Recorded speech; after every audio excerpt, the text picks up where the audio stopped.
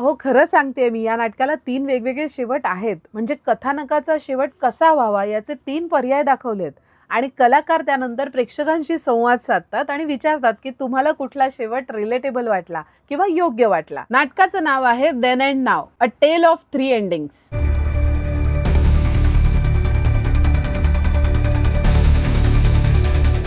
रुद्रशिल्प निर्मित, अभिजित परांजपे लिखित, दिग्दर्शित देन अँड नाव या नाटकाचा कालावधी आहे सलग 75 मिनिटं. नाटकाचा विषयही रिलेटेबल आहे. आजकाल सर्रास कानावर पडणारा विषय तो म्हणजे घटस्फोट. 2 पात्री नाटक आहे आणि अंजली आणि शौनक यांच्या नात्याची किंवा घटस्फोटाची गोष्ट आहे असं आपण म्हणू शकतो. बरं, पुढे जाण्याआधी मला एक सांगा, घटस्फोट घेतला म्हणून त्या नात्याला क्लोजर मिळतं का, की त्यासाठी वेगळे काही एफर्ट्स घ्यावे लागतात? म्हणजे घटस्फोट घेतल्यावर तो माणूस आपल्या मनातून, हृदयातून नाहीसा होतो का, की त्याच्याशी बोलून आपण ते हेवेदावे बाजूला सरून, मी असं म्हणत नाही पॅचअप करावं, पण मन पूर्णपणे क्लीन करून, शुद्ध करून पुढे जावं असं तुम्हाला वाटतं का?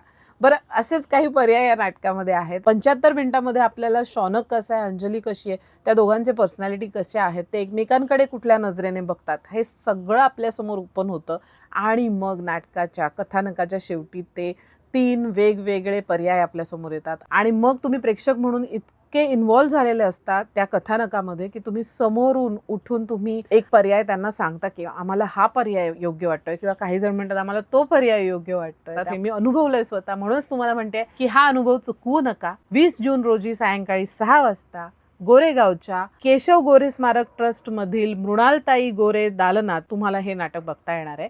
त्यामुळे नक्की बघा आणि तुमचे अभिप्राय नक्की कळवा.